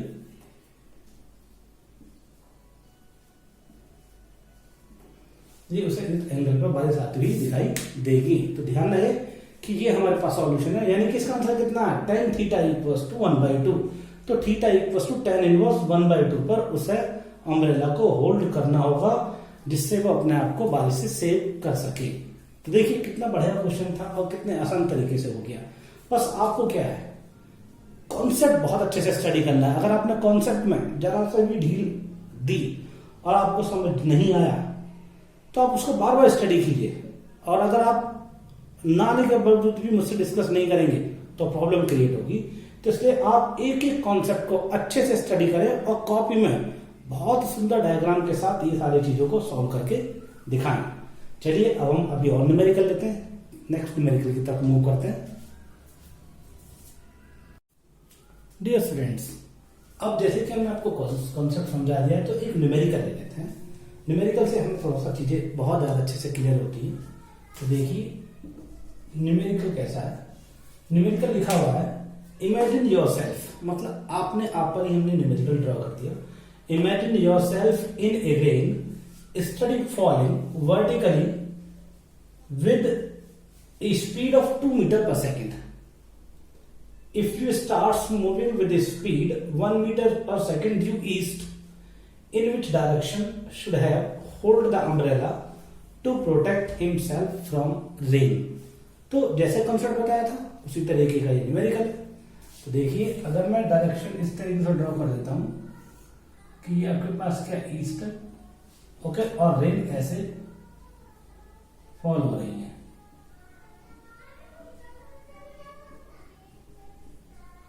रेन इस तरीके से नीचे की तरफ फॉल है, और जो रेन की वेलोसिटी है वो रेन की वेलोसिटी है VR ग्राउंड के रेस्पेक्ट में। वो कितनी है आपके पास में, ये है आपके पास रेन 2 मीटर पर सेकंड से हो रही है, तो 2J के माइनस में, ठीक है। इसी तरीके से जो मैन है, मैन कहा जा रहा है वो 1 metre, if you start moving with speed 1 metre per second due east, यानी कि मैन ऐसे जा रहा है। तो मैन की अगर बात करूं तो अगर मैन ऐसे होगा तो वो ऐसे मूव कर रहा है। कितना velocity of man with respect to ground कितना है, वो कितना आपके पास 1 मीटर पर सेकंड, वो भी आई कैप में, और रेन नीचे की तरफ मूव कर देंगे ऐसे, ठीक है, इस तरीके से। तो अब क्वेश्चन क्या पूछा गया आपकी, क्वेश्चन में आपको ये बताना है कि जो वो अम्ब्रेला होल्ड करेगा वो कितने एंगल पर होल्ड करे कि वो अपने आप को भीगने से बचा सके। तो देखिए सिंपल है, अगर मैं बात करता हूं, अगर वो ऐसे स्टैंड है ग्राउंड पर, ठीक है, दो सिचुएशन बनाऊंगा। अभी अगर मान लीजिए उसने क्या किया हुआ है, अम्ब्रेला रेन इस तरीके से फॉल हो रही है और ये ऐसे मूव कर रहा है, तो वेलोसिटी ऑफ मैन mg और वेलोसिटी ऑफ rg, ठीक है, ये आपके पास है। तो मैं नोट कर लेता हूं। तो देखिए VRG इक्वल जो है मेरे पास में वो कितना है -2J कैप, ठीक है बेटा। अब वेलोसिटी ऑफ मैन mg वो कितना मेरे पास में, वो है आपके पास 1, यानी कि I cap metre per second और metre per second 1 I cap, ठीक है, ये आपके पास है। अब मुझे फाइंड आउट क्या करना है, एंगल कैलकुलेट करने के लिए सबसे पहले क्या निकालना पड़ेगा, वेलोसिटी ऑफ VRM कितना आएगा VRG वी एम जी। तो अगर इसको सॉल्व करता हूं तो V R M vector equal V R G की वैल्यू कितनी है आपके पास, -2j कैप और -i कैप। तो देखिए ये भी माइनस ये भी माइनस, तो वेक्टर इसी तरीके से आप डायग्राम में ड्रॉ कर सकते हैं। दर्शन सकते ये कितना रहेगा, √5 मीटर पर सेकंड। तो ये इसका आंसर है कि जो रेन की स्पीड दिखाई देगी मैन को वो इतने मीटर पर सेकंड दिखाई देगी। और एंगल कैसे बताएंगे, देखिए एंगल अगर मैं आपसे बोलता हूं कि ये दिखा, ठीक है, और ये वेक्टर देखिए आपके पास एक वेक्टर ऐसे है, ये कौन है, वेलोसिटी ऑफ आर जी कितना है आपके पास, -2 मीटर पर सेकंड, ठीक है। और एक वेक्टर ऐसे है, ये आपके पास वेलोसिटी ऑफ एम जी वो कितना है, 1 मीटर पर सेकंड, ठीक है बेटा। अब आप सबसे पहले एंगल कैलकुलेट कर सकते हैं। एंगल देखिए कैसे कैलकुलेट करेंगे, ये जो आपके पास 1 मीटर पर सेकंड है ना, आप इसको ऐसे ड्रॉ कर दीजिए माइनस में, तो माइनस वीएमजी और इन दोनों का रिजल्टेंट ये आ जाएगा। तो जब आप इसको ड्रॉ करोगे तो ये आपके पास आ जाएगा, ये एंगल कितना आएगा आपके पास, थीटा, तो ये एंगल भी क्या आ जाएगा, थीटा आ जाएगा, ठीक है। और ये हॉरिजॉन्टल लाइन ड्रॉ हो जाएगी ऐसे, तो ये आपके पास कितना है, tan थीटा इक्वल टू कितना है, परपेंडिकुलर अपॉन बेस। परपेंडिकुलर कितना आपके पास, ये किसके बराबर है, 1 के, और ये किसके बराबर है, 2 के। तो मैं लिख सकता हूँ 1/2। तो थीटा की वैल्यू कितनी है, tan इनवर्स 1/2। ये आपके पास आंसर आ गया। मतलब उसे इस डायरेक्शन में अम्ब्रेला होल्ड करना होगा क्योंकि बारिश उसको ऐसे आती हुई दिखाई देगी, ठीक है।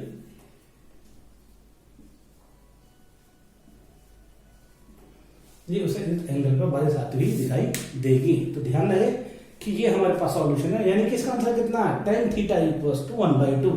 तो theta equals to tan inverse 1/2 पर उसे अम्ब्रेला को होल्ड करना होगा जिससे वो अपने आप को बारिश से सेव कर सके। तो देखिए कितना बढ़िया क्वेश्चन था और कितने आसान तरीके से हो गया। बस आपको क्या है, कॉन्सेप्ट बहुत अच्छे से स्टडी करना है। अगर आपने कॉन्सेप्ट में जरा सा भी ढील दी और आपको समझ नहीं आया तो आप उसको बार बार स्टडी कीजिए, और अगर आप ना लिखे बावजूद भी मुझसे डिस्कस नहीं करेंगे तो प्रॉब्लम क्रिएट होगी।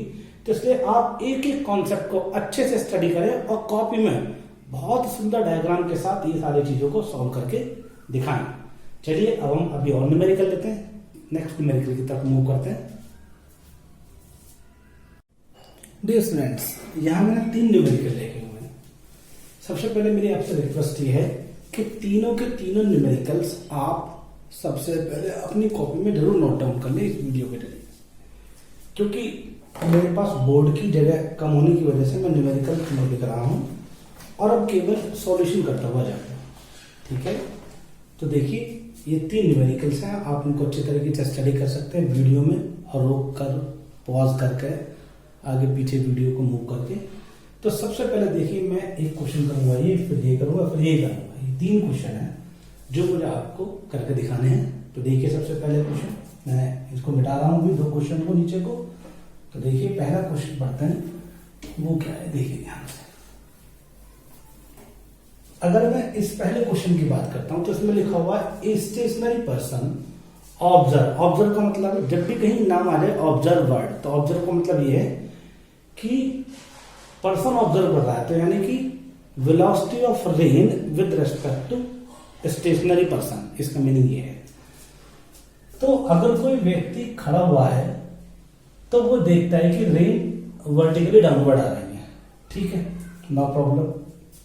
कितनी स्पीड से, 30 किलोमीटर पर आवर से। तो सॉल्यूशन अगर मैं इसका करता हूं तो सॉल्यूशन देखिए कैसे। अगर मान लीजिए ये हॉरिजॉन्टल ग्राउंड है और इस हॉरिजॉन्टल ग्राउंड पर अगर एक व्यक्ति ऐसे स्टैंड है यानी स्टेशनरी है, और स्टेशनरी तो इसकी वेलोसिटी vmg इक्वल क्या हो गया 0। तो रेन उसको ऐसे दिख रही है, ठीक है। कितने वेलोसिटी से, वेलोसिटी ऑफ रेन है 30 किलोमीटर पर आवर, ठीक है। लेकिन अब क्या हुआ, जैसे ही वो मैन मूव करने लगा, यानी कि यहां पर वो मैन स्पीड में आ गया, जब स्पीड में आ गया तो वो चलने लगा कितनी स्पीड से, मैन नहीं साइकिलिस्ट, जबकि वो बोला कि ये cyclist is moving on a level road, यानी इसी लेवल रोड पर। तो साइकिलिस्ट बोले तो चलिए मैं लिख देता हूं वेलोसिटी ऑफ सी, यानी कि चलिए मैन लिख देता हूं कि साइकिल पे मैन है, तो वेलोसिटी ऑफ मैन अब कितनी होगी 10 किलोमीटर पर आवर। ठीक है, तो आपसे बोला है कि a cyclist is moving on the level road at 10 kilometre per hour, in which direction should the cyclist hold his umbrella to protect himself. तो वही कंडीशन, रेन पहले ऐसे आ रही थी, लेकिन जब वो जो रेस्ट में था उसको तो रेन भी ऐसे ही दिखाई देगी, लेकिन जो मोशन कर रहा है उसको रेन ऐसे नहीं दिखाई देगी। तो कैसे दिखाई देगी वो हमें कैलकुलेट करना है। तो मैं लिख सकता हूं वी आर वेक्टर ग्राउंड के रेस्पेक्ट वो कितनी -30 जे कैप, और वी एम जी वेक्टर वो कितना है 10 आई कैप। हमने मान लिया पॉजिटिव एक्स एक्सिस में जा रहा है, ठीक है, आप इधर भी मान सकते हैं, वो डिपेंड करता है। तो वेलोसिटी ऑफ रेन इसको कितने एंगल पर दिखाई देगी, तो ये आ जाएगा वी आर जी माइनस के वी एम जी, ये आपके पास है। तो वी आर एम अगर आप देखें तो वी आर जी कितना आपके पास -30 जे कैप और -10 आई कैप, तो ये आपके पास आ जाता है। और इसका जो रिजल्टेंट कैलकुलेट करूंगा तो रिजल्टेंट आपके पास आएगा √900 + 100 यानी कि 10√10 मीटर पर सेकेंड, ये आपके पास इसका मैग्नीट्यूड आ गया। लेकिन हमें निकालना डायरेक्शन, तो डायरेक्शन फिर वही आ जाएगा आपके पास कि ये आपके पास क्या है, ये आपके पास कितना है वी एम जी कितना है 10 मीटर पर सेकेंड, और ये कितना आपके पास, ये है आपके पास 30 मीटर पर सेकेंड। तो मैं इस वेक्टर को इधर ले आता हूं तो ये कितना आ जाएगा -30 मीटर पर सेकेंड। ठीक है, कंपोनेंट। अब देखिए रिजल्टेंट कहाँ आएगा, यहाँ आएगा है रिजल्टेंट, क्योंकि आपने पढ़ा हुआ है ट्रायंगल हो, तो ये एंगल अगर वर्टिकल से कितना होगा थीटा, तो ये भी क्या होगा थीटा, तो इसके कंपोनेंट डिवाइड कर लीजिए, तो ये आपके पास कितना आएगा 30 आएगा, सॉरी ये 10 है, तो ये भी क्या होगा 10 ही होगा। ओके, तो ये कितना 10 है, तो tan थीटा कितना आता है, tan थीटा इक्वल आ जाएगा परपेंडिकुलर अपॉन बेस यानी 10/30, तो थीटा की वैल्यू कितनी है tan इनवर्स 1/3, किससे, विद द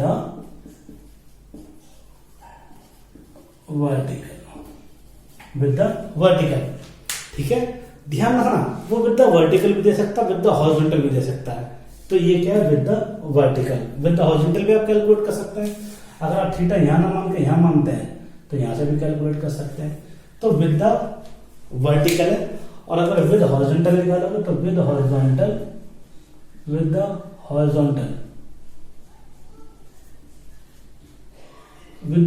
जो आएगा वो यहां से एंगल मानोगे तो उल्टा हो जाएगा, tan थीटा कितना आ जाएगा आपके पास 3 आ जाएगा, कितना आ जाएगा 3। तो ये आपके पास आया पहले क्वेश्चन का आंसर जो हमने आपको सॉल्व करके दिखाया है। अब बात करते हैं किसकी, दूसरे क्वेश्चन की। तो दूसरे क्वेश्चन की अगर बात करें तो वो भी देख सकते हैं, देखिए कैसे दूसरा क्वेश्चन देख सकते हैं। दूसरा क्वेश्चन मैं आपको पहले ही बोर्ड पर लिख चुका हूं, आप देख लीजिए, मुझे तो याद है कि मैंने कौन सा लिखा है। तो सबसे पहले आप देखिए, उसमें लिखा हुआ था कि a man walking eastward at 5 metre per second, यानी कि जो बॉडी है यानी आदमी है वो किधर जा रहा है ईस्टवर्ड में, कितने से 5 मीटर पर सेकेंड से। तो इसका मतलब अगर मैं डायरेक्शन आऊं तो ये ईस्ट, ये क्या नॉर्थ, और ये वेस्ट, और ये क्या होगा साउथ। तो ये क्या velocity of man with respect to ground, यानी कि 5 metre per second I cap हो गया। उसके बाद बोला ही ऑब्जर्व दैट मतलब उसको अपियर होता है, he observe that wind is blowing from the north, यानी कि जो विंड है वो नॉर्थ से आ रही है, नॉर्थ से मतलब ऐसे आ रही है। तो ये वेलोसिटी ऑफ विंड है W, और विद रिस्पेक्ट टू ग्राउंड वो कितनी है, वो आपको पास कितनी स्पीड से दिखाई दे रही है हमें नहीं पता है। तो ओके, ये ध्यान रख लीजिए, क्वेश्चन में गिवन दिया है कि velocity of wind with respect to ground नहीं विद रिस्पेक्ट टू मैन, क्योंकि वो बोल रहा है कि मैन को ऑब्जर्व हो रही है, ठीक है, अकॉर्डिंग टू क्वेश्चन। उसके बाद उसने बोला है कि वो अपनी स्पीड को डबल कर देता है, यानी कि फिर दोबारा क्वेश्चन भाई, ये फर्स्ट कंडीशन है और ये क्या सेकंड कंडीशन है। सेकंड कंडीशन में क्या बोलता है कि वो अपनी स्पीड को डबल कर देता है, यानी vmg जो हो जाता है वो अब आ जाता है 10 मीटर पर सेकेंड। तो क्वेश्चन क्या है, क्वेश्चन ये है कि अगर वो अपनी स्पीड डबल कर देता है तो अब वो ऑब्जर्व करता है विंड ब्लो कर रही है नॉर्थ ईस्ट में, यानी कि अगर ये नॉर्थ है और ये ईस्ट है, यानी कि विंड अब उसको ऐसे दिखाई दे रही है, किसको, velocity of wind with respect to man. अगर वो बोलता है नॉर्थ ईस्ट, जैसे हम लोग बोलते हैं नॉर्थ ईस्ट, तो नॉर्थ ईस्ट का मीनिंग क्या हुआ, 45 डिग्री। कितना एंगल, 45 डिग्री हो गया। तो ये देखिए हमारे पास दो सिचुएशन है। अब आपसे पूछा गया है कि find the velocity of wind, तो हम लिखेंगे find the velocity of wind. अब क्वेश्चन देखिए, find the velocity of wind का मतलब क्या है कि विंड की velocity with respect to ground निकालनी है। अगर कभी भी ऐसा बोलता है find the velocity of wind, तो मतलब वो ग्राउंड के रेस्पेक्ट में निकालनी होती है। तो हम लिखेंगे लेट वेलोसिटी ऑफ विंड। फर्क कितना है, अभी तक हम जो क्वेश्चन करते हैं वो रेन थी, लेकिन रेन की जगह यहां क्या आ गई है, विंड आ गई है। कॉन्सेप्ट वही रहेगा सेम टू सेम। तो वेलोसिटी ऑफ विंड कितना आता है, velocity of wind with respect to ground हमने लेट कर लिया vxi cap plus vy J cap, हमने ये मान लिया अपनी तरफ से। जब भी कभी किसी विंड की वेलोसिटी, मैन की वेलोसिटी कुछ भी माननी हो तो आप उसको ऐसे ही लेट करें, एक्स में भी और वाई में भी, क्योंकि हमें तो पता नहीं है कि वो एक्स में चल रही है वाई में चल रही है, दोनों में ही मूव कर रही है। तो इसलिए हमने vxi cap plus vy J cap हमने लेट कर लिया। तो condition according to first condition काम करें। क्वेश्चन क्या है, velocity of wind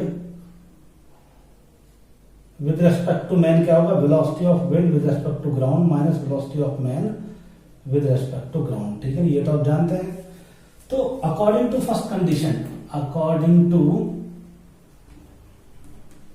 first condition, तो फर्स्ट कंडीशन में आपसे बोल रहा है कि जो मैन को, ये विंड जो मैन को ऑब्जर्व हो रही है वो कहां हो रही है, फ्रॉम नॉर्थ। तो ये लिखा हुआ है फ्रॉम नॉर्थ। तो इसका मीनिंग हम ये काम कर लेते हैं, सबसे पहले वैल्यू कैलकुलेट कर ले, VWM हमें नहीं पता ये कितना है, VWG कितना है, VWG हमने ये माना हुआ है VXi cap plus VY J cap minus VMG कितना हमारे पास पहले केस में 5i कैप, यानी कि 5i कैप। तो अगर आप देखें तो velocity of W with respect to man वो आपके पास कितनी है, Vx माइनस 5i कैप और प्लस Vy जे कैप, ये हमारे पास आ गया। यानी कि i वाले मैंने अलग कर लिया और j वाले अलग कर दिए। तो ये velocity of wind with respect to man आया। अब ध्यान से सोचिए, पहले क्वेश्चन में जो विंड की वेलोसिटी है वो मैन को कहां से दिखाई दे रही है, फ्रॉम नॉर्थ। कहां से दिखाई दे रही है, फ्रॉम नॉर्थ। तो फ्रॉम नॉर्थ का मीनिंग क्या हुआ, यानी कि ये आपके पास क्या है, उसे ऐसे दिखाई दे रही है, from north velocity of WM। तो इसका मीनिंग ये हुआ, अगर वेलोसिटी उसको ये वाली कंपोनेंट दिखाई दे रहा है, ये वाला, तो ये वाला कंपोनेंट तो उसको दिखाई नहीं दे रहा है। तो इसका मतलब ये x कंपोनेंट शुड बी 0, क्योंकि जो उसको वेलोसिटी विंड की दिखाई दे रही है वो कहां दिखाई दे रही है, फ्रॉम नॉर्थ, इस डायरेक्शन में दिखाई दे रही है, इस डायरेक्शन में है ही नहीं। अगर नहीं है तो इसका मतलब ये वाला पार्ट 0 के बराबर है। तो इसका मतलब Vx की वैल्यू कितनी है, Vx माइनस 5 इक्वल्स टू 0। तो Vx की वैल्यू कितनी है, 5 मीटर पर सेकेंड। ये आपके पास आ गया, ठीक है, अकॉर्डिंग टू क्वेश्चन। अब आते हैं सेकंड कंडीशन के according, according to second situation. Second situation में क्या बोल रहा है, वही निकालो, VWM कितना आ जाएगा, VWG माइनस VMG। तो VWG कितना आ जाएगा, VWG vector vector vector vector, VWG कितना आ जाएगा, VWM कितना आ जाएगा, VWM आएगा VWG की वैल्यू कितनी है। अब उन्होंने बोला था स्पीड डबल कर दी, यानी कि VWG की वैल्यू तो कितनी है, VXi cap plus VY J cap और माइनस 10 आई कैप, ये आपके पास आती है। जब ये मेरे पास ये वैल्यू आती है तो मैं क्या कर लेता हूं, इनमें आई को अलग कर लेता हूं और जे को अलग। तो VWM कितना आएगा आपके पास, VX माइनस 10 आई कैप और प्लस VY जे कैप। इस कंडीशन में उसे जो विंड दिख रही है, यानी कि wind with respect to man जो दिखाई दे रही है, वो कितने एंगल पर दिखाई दे रही है, 45 डिग्री पर। तो इसका मतलब ये हुआ कि ये क्या है, VX माइनस 10 और ये क्या आपके पास VY, और कैसे दिखाई दे रही है, ये 45 डिग्री पर। तो इसका मतलब ये भी VY हो गया। तो इसका एंगल कितना है, tan 45 equal to perpendicular upon base. तो परपेंडिकुलर कितना, VY और अपॉन में VX माइनस 10, ये आपके पास आया tan 45 की वैल्यू। तो VX माइनस 10 इक्वल टू कितना है, VY, और VX की वैल्यू कितनी निकली आपके पास, 5। तो यहां आप रिप्लेस कर सकते हैं। तो 5 माइनस 10 इक्वल टू VY। तो VY की वैल्यू कितनी है, माइनस 5 मीटर पर सेकेंड। यानी कि हमारे पास जो विंड की वेलोसिटी हमने मानी थी VWG, वो क्या मानी थी, VX आई cap plus VY J cap. तो VWG हमारे पास आ गया, VX की वैल्यू कितनी है, 5 आई कैप और माइनस 5 जे कैप। यानी कि हवा नेचुरली ऐसे ब्लो कर रही थी और उसका जो रिजल्टेंट आया वो कितना है, 5√2। तो देखा मैन को पहले केस में, इसका मतलब ये हुआ कि अगर हवा की मतलब विंड की हमें नेचुरल स्पीड निकालनी है, मतलब वो ग्राउंड के रेस्पेक्ट में कैसे चल रही थी, किसी के रेस्पेक्ट में, मतलब ग्राउंड क्या रेस्ट में, ग्राउंड तो रेस्ट नहीं होता है, तो उसके रेस्पेक्ट में जो विंड बिलो कर रही थी वो 5i माइनस 5j में कर रही थी। अब यहां पे क्या दिखा रहा, ताकि मैन इतनी स्पीड से दौड़ रहा था, वैसे एक्चुअल स्पीड की ये है, किसकी, विंड की, लेकिन जब मैन इतनी स्पीड से दौड़ने लगा तो उसको जो विंड दिख रही थी वो कहां दिख रही थी, फ्रॉम नॉर्थ। तो जो ऑब्जर्व वाला जो कंडीशन होती है ना, तो ऑब्जर्व का मीनिंग होता है कि वो एक्चुअल स्पीड नहीं है। एक्चुअल स्पीड हमेशा किसके रेस्पेक्ट में होती है, ग्राउंड के रेस्पेक्ट में। तो ये हमने फाइंड आउट कर लिया। बहुत ही अच्छा क्वेश्चन था, ध्यान से देखिए, अच्छे से स्टडी कीजिए। नहीं समझ आता तो आप मुझसे डिस्कस कर सकते हैं। तो चलिए चलते हैं नेक्स्ट न्यूमेरिकल पर। नेक्स्ट न्यूमेरिकल क्या बोलता है वो भी आप पढ़ लीजिए। नेक्स्ट न्यूमेरिकल में उसने कहा था, मेरे पास है न्यूमेरिकल, आप अपना न्यूमेरिकल देख रखिए कौन सा है। नेक्स्ट न्यूमेरिकल जो उसने डिफाइन किया था उसमें ये बोला था कि एक रिवर है, रिवर बोले तो राफ्ट, ठीक है, ये उसने क्वेश्चन में बोला था। तो थर्ड क्वेश्चन एक बार अच्छे से देखिए, मैं आपको उसको एक्सप्लेन करने की कोशिश करता हूं। तो क्वेश्चन क्या था, ये था डायग्राम में कि ये क्या था, राफ्ट थी, मतलब वेलोसिटी ऑफ राफ्ट, रिवर नहीं, velocity of raft in river वो कितनी थी, 10 आई कैप। और जबकि जो साइकिलिस्ट था वो शायद साइकिलिस्ट कितने एंगल से जा रहा था, 37 डिग्री से, ये लिखा हुआ था शायद क्वेश्चन में। साइकिलिस्ट जो है वो 15 मीटर पर सेकंड से जा रहा था, 15 मीटर पर सेकंड से किस डायरेक्शन में, 15 मीटर पर सेकंड से डायरेक्शन दिखाई हुई है डायग्राम में, ये आपके पास डायरेक्शन थी। यानी अगर आप इसको x मानते हैं तो ये क्या हो गया, y, ओके, और ये क्या हो गया आपके पास x, ये क्या हो गया आपके पास y, ठीक है। तो देखिए सबसे पहले आप देखिए, आपसे बोला गया है कि velocity of raft with respect to ground वो कितनी है, 10 आई कैप, ठीक है। उसके बाद बोला गया है velocity of cyclist, velocity of cyclist ऐसे लिख सकते हैं विद रिस्पेक्ट टू ग्राउंड, वो कितनी है, वो है आपके पास, इसके दो कंपोनेंट डिवाइड कर सकते हैं तो कितना आ जाएगा, 15 cos 37 माइनस आई कैप और माइनस 15 sin 37 जे कैप, क्योंकि इसके कंपोनेंट एक ही आएगा और एक ही आएगा। तो ये VCG जो आपके पास आया है वो आया 15 cos 37 की वैल्यू होती है 4/5 आई कैप माइनस में, और माइनस 15 sin 37 की वैल्यू 3/5 जे कैप।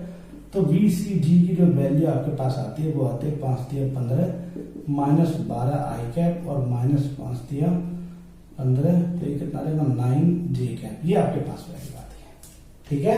ऑप्शन आपको 4 दे रखे। पहला ऑप्शन क्या था कि the speed of the river as seen by the cyclist, यानी कि पहला पार्ट होता speed of river as seen by cyclist, तो यानी कि साइक्लिस्ट, तो मैं क्या लिखूंगा velocity of river with respect to cyclist, यानी कि V R G minus V C G, यही मैं लिखूंगा। देखिए वी आर सी इक्वल में कितना, वी आर जी की वैल्यू कितनी, वी आर जी की वैल्यू है 10 आई कैप और माइनस वी सी जी की वैल्यू कितनी है माइनस 12 आई कैप और माइनस 9 जे कैप। इसको सॉल्व करें तो वी आर सी की जो वैल्यू आएगी 10 I cap minus plus 12 I cap और प्लस कितना आ जाएगा 9 जे कैप। तो वी आर सी कितना है, वी आर सी आपके पास आएगा कितना 12 और 10 22 आई कैप और प्लस 9 जे कैप, ये आपके पास आ गया पहला ऑप्शन। और अगर मैं इसको मैग्नीट्यूड देगा तो मैग्नीट्यूड कितना आएगा V R C magnitude under root by 484 और प्लस 981, यानी कितना आ जाएगा under root 5 16 565 metre per second, यानी ये ऑप्शन सही है, बिल्कुल करेक्ट है। पहला ऑप्शन ये दे रखा है। दूसरा ऑप्शन दे रखा है क्या, the velocity of the river as seen by the cyclist is at an angle, मतलब कि इसी से एंगल निकालना है। तो एंगल निकाल लेते हैं। देखिए एंगल कैसे कर, ये वैल्यू कितनी आई आपके पास 22 और ये वैल्यू कितनी आई 9, तो रिजल्टेंट यही आएगा। एंगल कितना होगा थीटा, तो ये आपके पास क्या आ जाएगा 22 और ये कितना 9, तो tan थीटा कितना आ जाएगा आपके पास परपेंडिकुलर अपॉन बेस, यानी कि 9/22, तो थीटा कितना है tan इनवर्स 9/22, तो यानी कि ये वाला ऑप्शन भी करेक्ट है। ये वाला ऑप्शन भी आपके पास सही है, यानी पहला भी सही दूसरा भी सही। तीसरा ऑप्शन क्या है, the speed of the river as seen by cyclist 325, ये तो हो नहीं सकता क्योंकि जब ये सही है तो थर्ड वाला कैसे सही हो जाएगा। फोर्थ आप देख लीजिए, the velocity of river as seen by the cyclist is at 53 degree, velocity of river as seen by the cyclist, तो ये भी पॉसिबल नहीं हो सकता। क्यों, क्योंकि जब आपके पास ये आ गया तो फिर दूसरा नहीं आ गया, तो ये आपके पास जो एंगल है वो विद एक्स एक्सिस है, आपको दिख रहा होगा ये विद एक्स एक्सिस है, ठीक है बेटा।